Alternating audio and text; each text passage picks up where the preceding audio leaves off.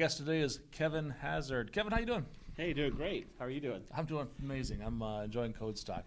Oh, it's wonderful. It's a great show. This is the first time I've been here in about 3 years. Really? Yeah. Oh, wow. What are we going to talk about today? Well, I think we could talk about my technology life outside of technology. Yeah, you're doing a lot of stuff. You're a politician now, right? Well, it's school board, so it's not really a politician. We like to think that politics aren't part of school systems, but they kind of are. I was making fun. What motivated you to run for school board? Well, the last time we spoke at Met Expo several years ago, we talked about teaching kids technology. Mm-hmm. And I just kind of, going with that theme, I got a little upset that we weren't really creating technology programs in schools. So I decided to run for office in 2011. All right. And you're in Virginia somewhere, right? Mm-hmm. Yeah, Central Virginia.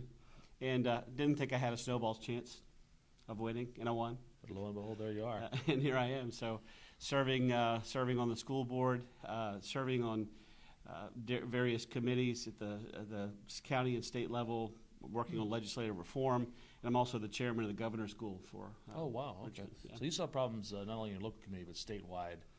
That you're I won't say problems, maybe things that we could be doing better. What really motivated you? Well, I think really most of the problems are at the state and federal level, but just lack of focus on technology in schools. And it's not just technology. I mean, teaching kids to program is important, but teaching mathematics and logic and just logical thought, the application of logical thought, which if you think about it, that's really what we do as developers. We just take problems and we break them down logically and then create solutions with technology. So technology is sort of a means to an end.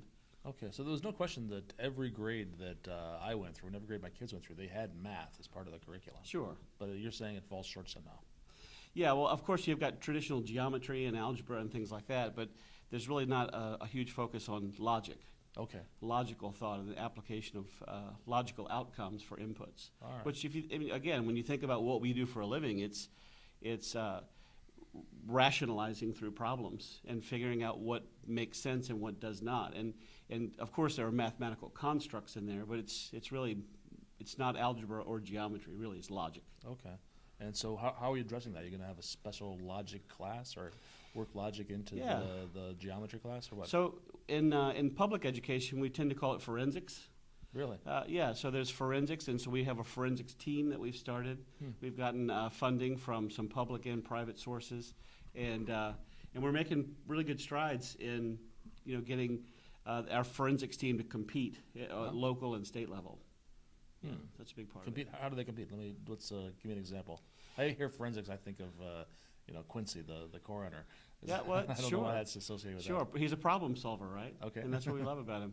They have different competitions where they have specific problems, sort of like in robotics, where you've probably seen the robotics championships and challenges. Sure. I've had a couple teams on my show. Yeah, and they have specific problems they have to solve. Okay. It's the same thing with forensics. So they have specific problems to solve, and they go in and work through logically to a conclusion to either get there the fastest or to produce the best result.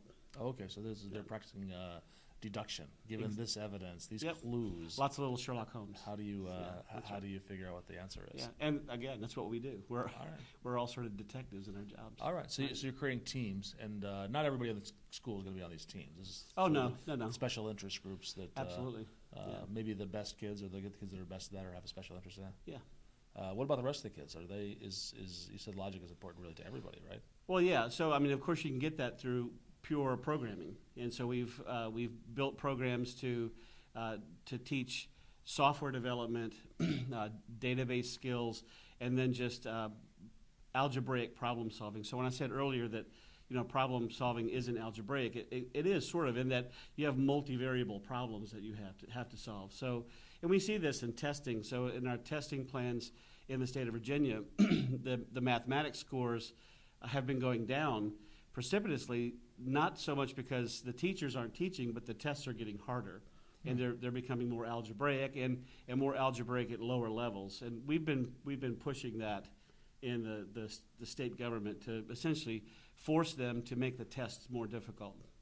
Interesting. Which may seem counterintuitive. We want the grades to go down because we want them to be harder. Okay. Yeah.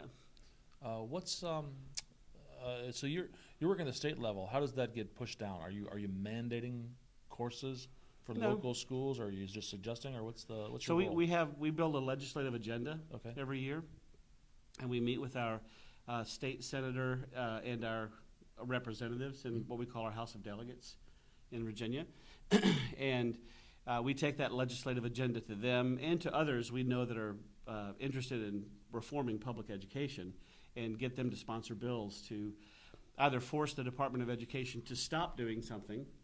Right, so right now we have about 36 standards of learning tests, they're called, and we'd like to see that number cut in half, and have those tests made harder.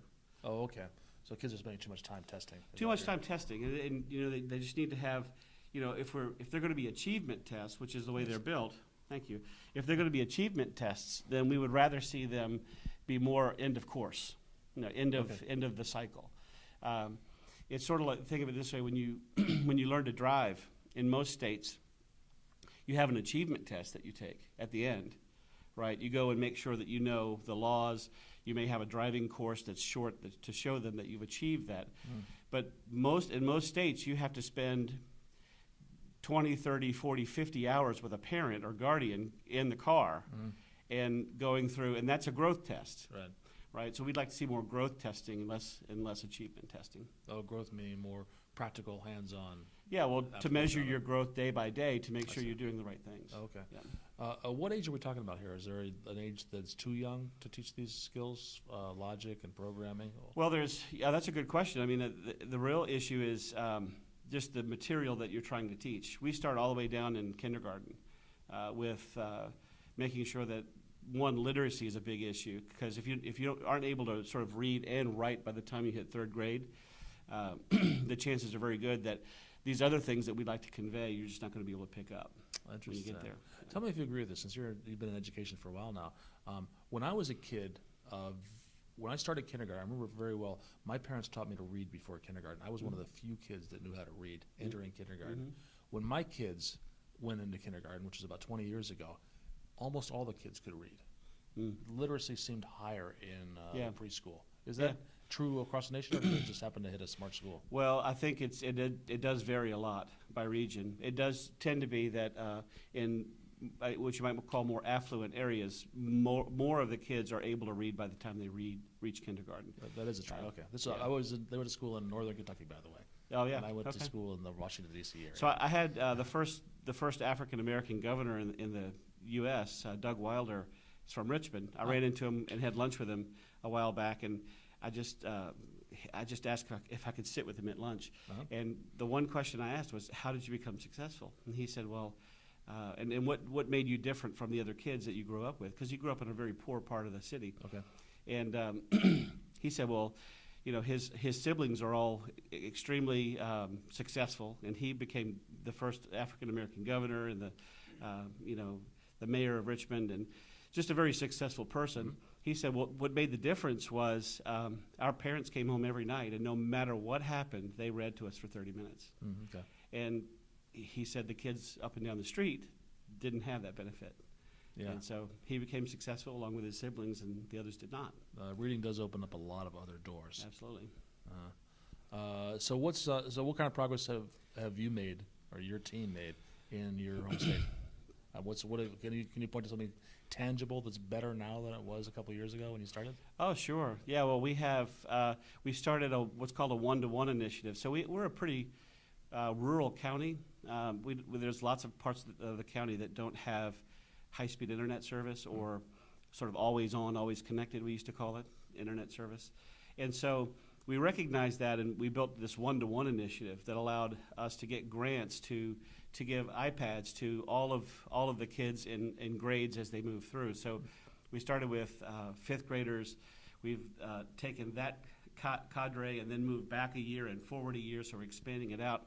And kids can put all of their homework assignments, all of the material, all of the video on these devices and take them home. They don't need an internet connection. Okay. And they can do all of their work and bring it back in. So we've actually developed, we worked to develop all of the technology that they can take it with them. It's sort of encapsulated and then they don't have to have a connection to do that. They don't have to lug that giant backpack home with them. That's true. We're Like you and replacing I a lot of textbooks as well. Yeah, with digital and what's left? What's on your agenda that you want to get to but you haven't yet? Well, I think the next thing is just really infusing what I call kinesthetic learning, hands-on learning into the process more. Kinesthetic, okay. Kinesthetic, I just right? learned a new word. Kinetic aesthetics, right? So it's hands-on learning. So there's lots of stuff going on with, like the Microsoft Kinect sensors and being able to visualize and have sort of a 3D space for, manipulating chemicals or physics and things like that in the classroom. In a physical and virtual way, in combination with our science, technology, engineering, and mathematics, so-called STEM programs, and just making sure that it's all cohesive and available, really from stem to stern, you might speak, from pre-K through 12th grade. That kids have that experience the whole way through, and they're comfortable with technology, no matter whether they're going into a technical field or not. They don't have to be a programmer to get a benefit from being able to take a molecule in 3D and sort of separate it by hand and put it back together and see how chemically how that works, for example. All right. You mentioned that you met with African-American Governor Wilder, who his parents instilled education in him by reading to him. Of course, minorities are vastly underrepresented in our industry, and women are as well. Anything specific that your team is working on to address that? Well, I mean, of course we have to be careful not to violate any laws, as it were. But I think the key thing is just to create a basis where every child has an opportunity to experience these programs. Okay. When you get to college or you get into a career and you make your own choices, there seems to be some predilection for not selecting. For women not entering the field and for African American and other minorities not entering the field. But in our schools, we have a grand opportunity to make sure everyone gets exposed and they all have that capability and experience. So that's what we're doing. We're so just you're trying not to make sure calling that it's out fair. specifically. You're just making sure these programs are available to everybody. Make sure they're available to everybody seems to be the fairest way to do it. Okay. Yep. All right. Is there anything we haven't talked about that we should have? No, that's just been great. I really appreciate it. Kevin, thanks a lot. Thanks.